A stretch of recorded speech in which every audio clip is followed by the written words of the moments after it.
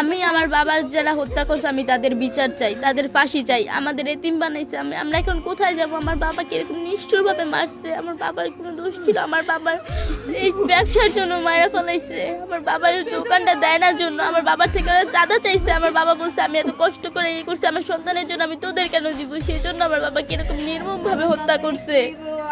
আমরা তাদের ফাঁসি চাই। আমার বাবাটা আমার সাথে হাসি মুখে বিদায় নিয়ে বলছে কি তাড়াতাড়ি বাসায় আসবে, এটা বলে বের হয়েছে আর আসতে পারেনি। কিভাবে পাথর দিয়ে রাস্তার ভিতরে কিভাবে মারছে একটা মানুষকে কিভাবে মারি, কিভাবে পাথর দিয়ে। আমার দাবি একটাই, আমার বাবাকে যেভাবে হত্যা করছে আমি হত্যাকারীদের ফাঁসি চাই।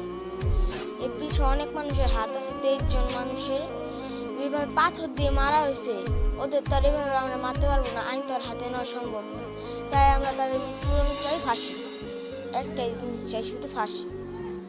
আইনের কাছে এটা আমাদের রিকোয়েস্ট থাকবে যে যারা আমার বাবাকে হত্যা করছে তাদের যদি ফাঁসি দেয়।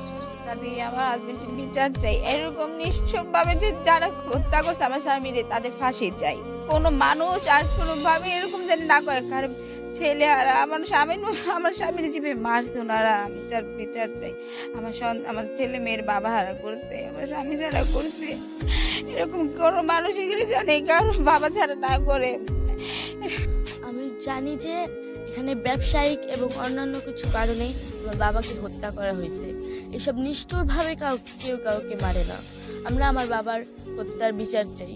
আমরা এখন কার কাছে দাঁড়াবো? এখন আমরা আমাদের যে এতিম বানাইছে এরকম এতিম যাতে কোনো সন্তান আর না হয়। আসলে আমার দাবি একটাই, আমি প্রধানমন্ত্রীর কাছে বলতেছি আমাদের দেখশন করবে কে, আমাদের বাপটা কিভাবে মারছে পাথর দিয়ে, কিভাবে আঘাত করে মারছে, এরকম কষ্ট দিয়ে কেউ কাউকে মারে? বাবাটা আমি ফাঁসি